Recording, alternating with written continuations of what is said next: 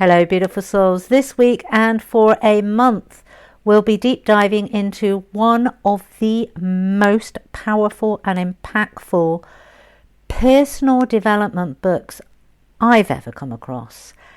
That's the 4 Agreements. Now, while you'll definitely benefit from tuning into this podcast, I encourage you to go grab a copy of this book if you haven't already.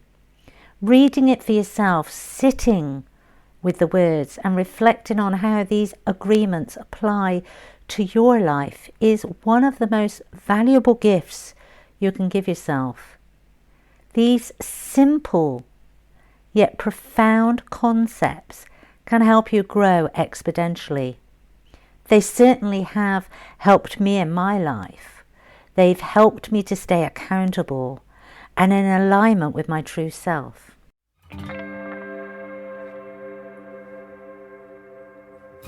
Welcome to Spiritual Midwife, the podcast that tenderly guides you through the transformative journey of spiritual awakening and personal development towards the ultimate destination of soul sovereignty.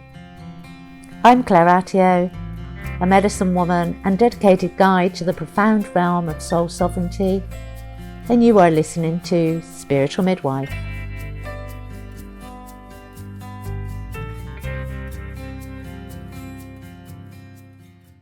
So today we'll focus on the first agreement, be accountable with your word.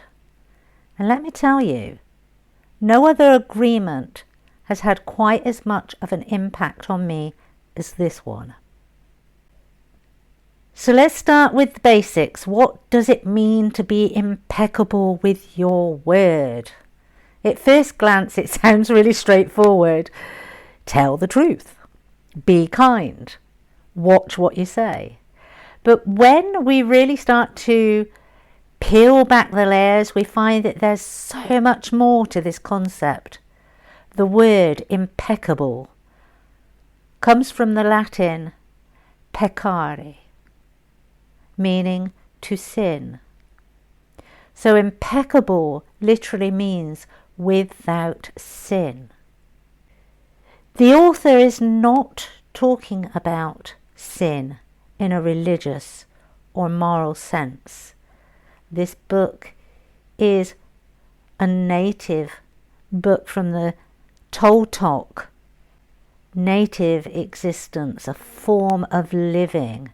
Instead, he's referring to the ways in which we speak and act against ourselves and others. When we're impeccable with our word, we use our words consciously and responsibly. We recognize that the words we speak carry immense power.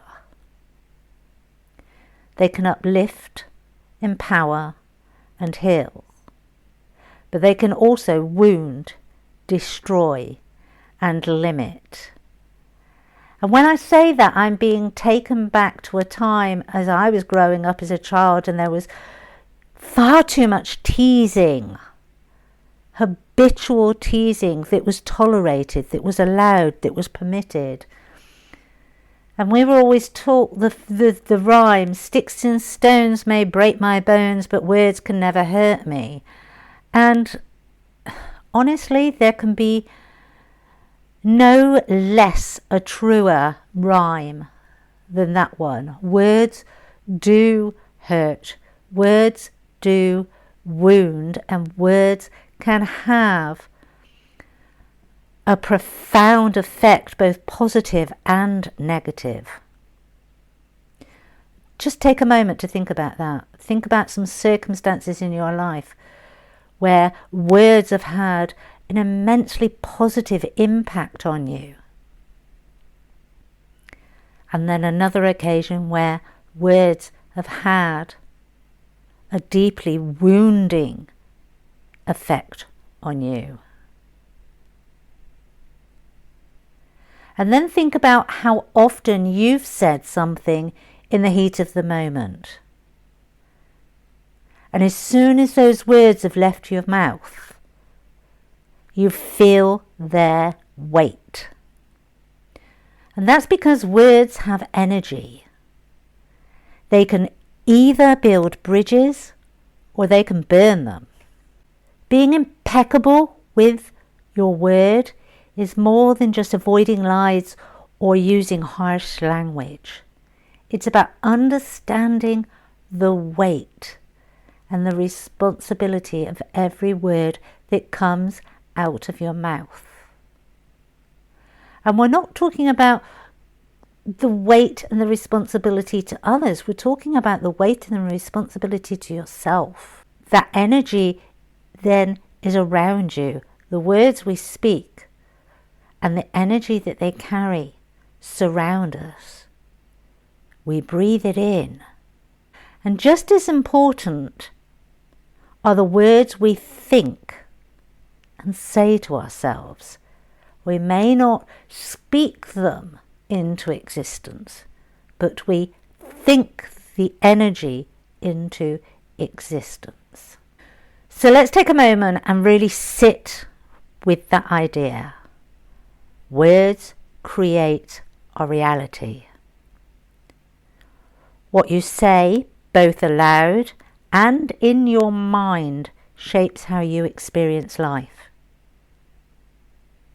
If you constantly tell yourself you're not good enough, or I always fail, guess what? You'll start to believe it. And that will become your reality. Your thoughts shape your beliefs. Your beliefs shape your actions. It's a cycle. On the other hand, if you practice using words that affirm your strengths, that celebrate your efforts, you start to shift your internal landscape.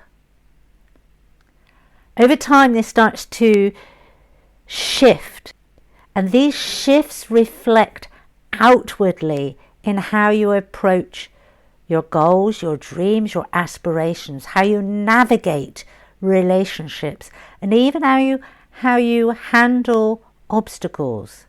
Think back to a time when someone said something to you, whether it was a kind compliment or a hurtful comment. How did it impact you? And how long did it impact you for? Because words and the energy of them can linger. A word of encouragement at just the right moment can change the course of your day. It can even change the course of a life. But a careless remark can stay with us sometimes for a lifetime. Taking the huge impact of that on board, let's now have a little look and learn to understand the concept. Look at the concept a little deeper. Let's talk about how we can start applying this agreement in our everyday life. It's one thing understanding the concept on an intellectual basis or realm, but the real transformation comes when we put these ideas into practice. And I'm gonna go through a few examples, but what I want you to really also take on board is don't expect yourself to be perfect. This is like all the self-development aspects that we talk about. It's a process. And it's a process that we need to stay mindful with and conscious of. And not to beat ourselves up when we fall into old habits or patterns, when we are less than our desired selves. We all have good days and bad days, and when we're putting personal development into practice, when we're learning new concepts, when we're learning new ways of being, we have to be considerate of that. We have to be loving and kind to ourselves in the moments where we don't always reach the best version of ourselves in that moment. The first one is speak with integrity. And this means saying what you mean and meaning what you say. Integrity in speech isn't just about honesty, although that is a big part, but it's also about being mindful of how your words impact those around you. Are your words uplifting? Are they constructive? Are they kind? Are your words even necessary? Or are they filled with judgment, criticism, and blame? And we've all done this. Let's not pretend that we haven't. We've all been in a place, in a space where we've not been our best versions of ourselves, and we feel like crap, and so we project. And we're learning not to do that. We're doing the self-development program, we're working through, and we're learning not to project. When we feel like that, we are learning to sit in that and say, okay, what's going on? Why am I feeling like this? And we need to be doing the same with our words. For example, let's say a friend asks you for your opinion on something. They've created a piece of writing or a painting, a project that they're really passionate about. Being impeccable with your word means offering feedback that is honest, but also kind and supportive. It's easy to critique or to dismiss someone's efforts without thinking of the effect of the words. But being impeccable means being conscious of that power that the person that's asking you your opinion is giving you. It's a gift.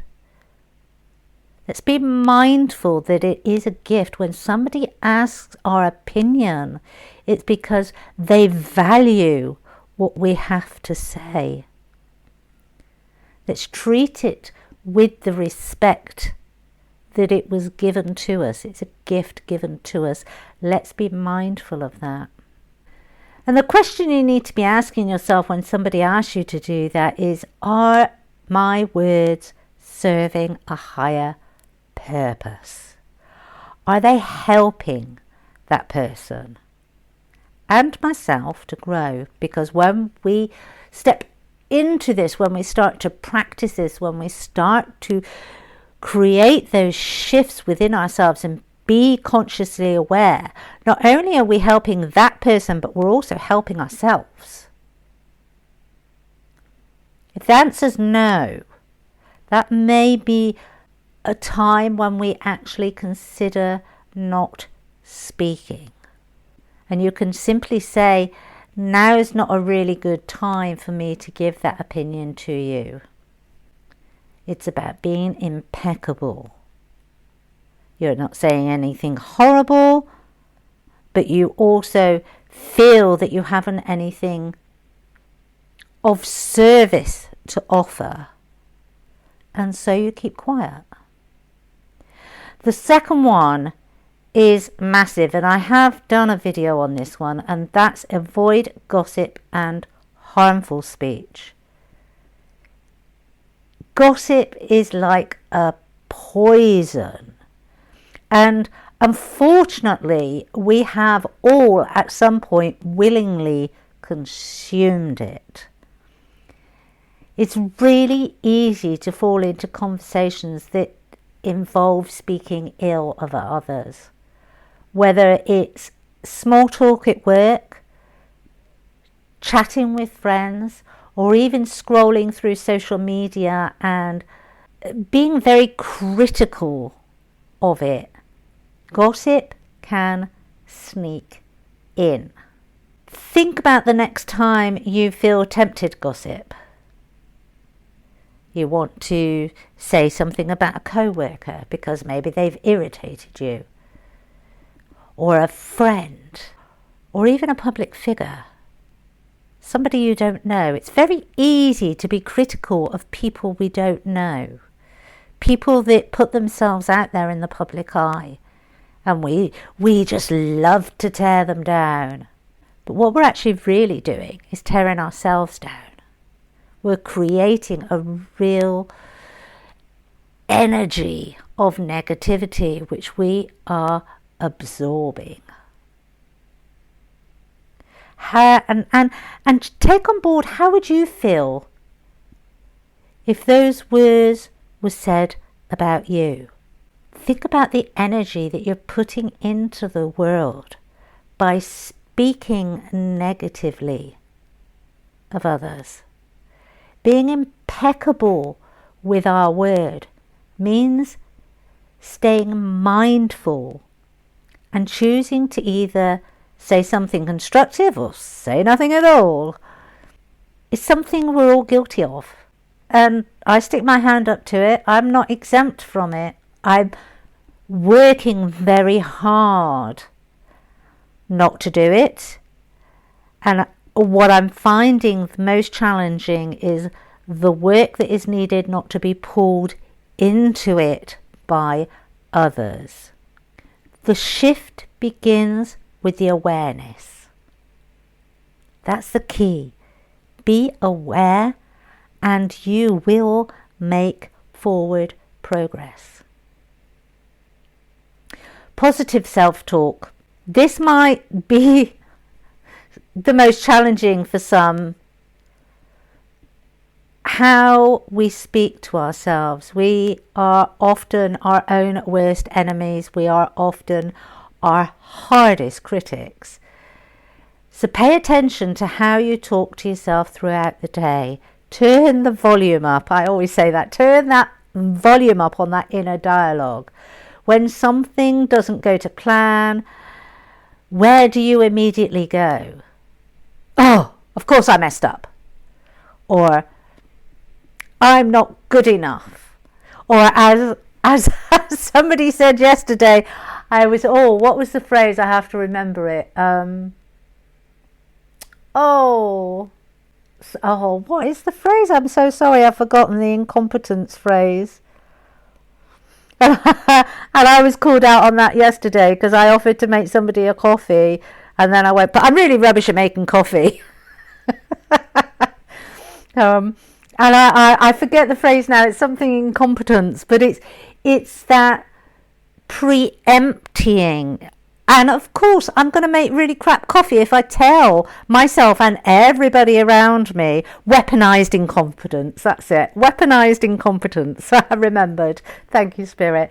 But we're creating that. We're recreating that reality. And when we become mindful, it's changing the way we speak to ourselves. Start small. When you catch yourself in negative self-talk, stop. Take a breath and consciously choose new words. Where you would normally say, I can't, you can change it to, I'm learning. Where you would normally say, I failed, you can change it to, I'm growing. These are just examples. Choose words that feel comfortable for you. Remember, words hold energy, and so they have to be authentic. They have to feel true. They have to resonate with you. And there is a ripple effect of impeccability. There is a broader impact.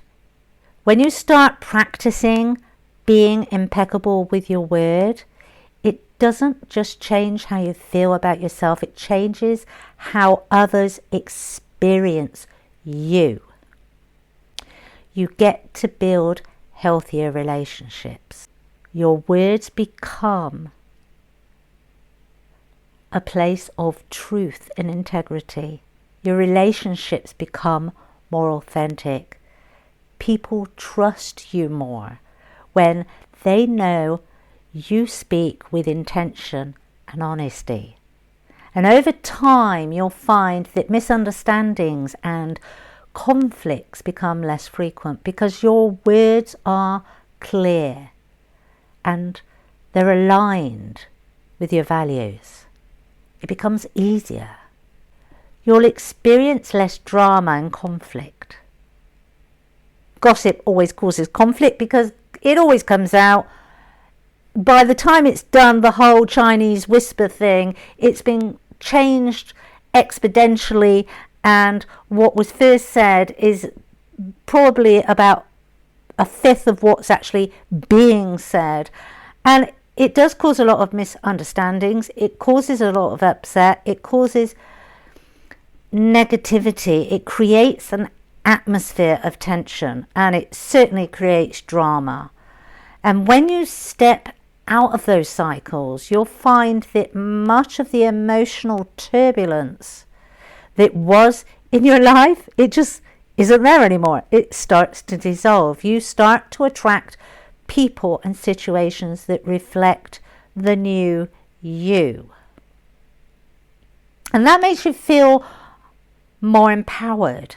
It empowers you. When you're impeccable with your word, you begin to realize the immense power you have over your own reality. This is not about having power over other people, using words to have power over people. This is about having power over your own reality, using words, creating energies that will align you to your North Node, align you to your authentic self.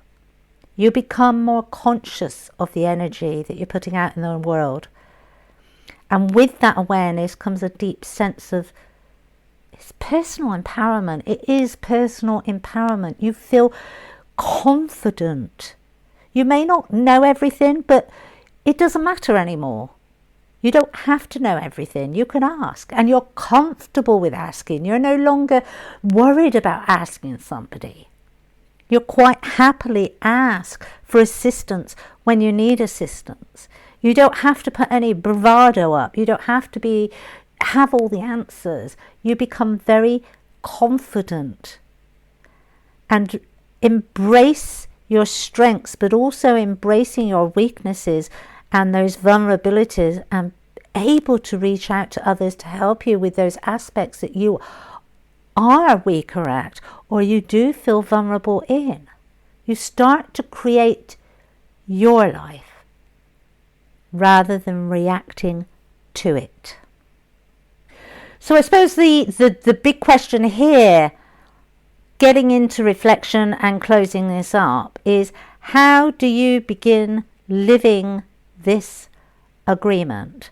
And it starts with mindfulness, awareness of the words you speak and the words you think. And as I said at the beginning, it's practice. It's not perfection. You will slip up. We all do.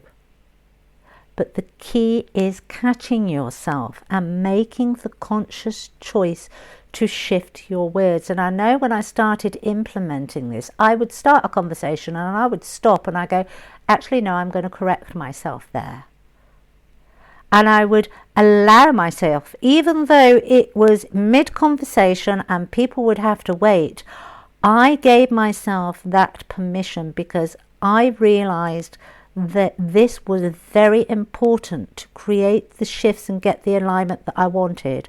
And so I would stop, I would become consciously aware, I would consciously evaluate what I wanted to say and the impact of which I wanted to have, and then I would choose different words so it supported me, and it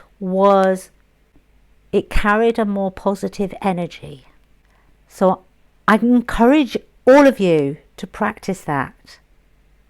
Over the next few days, just pay attention, first of all, to your words. Observe your conversations with others and notice the inner dialogue. Notice the dynamics of maybe where you're working or with your family. Identify the problem areas and then how you can be more impeccable with your word. So I hope that's helped. Thank you so much for joining me today as we explored the first of the 4 agreements. Be impeccable with your word. Just remember, small changes in your words can create monumental shifts in your life. This is Spiritual Midwife, signing off until next time. Take care, everyone.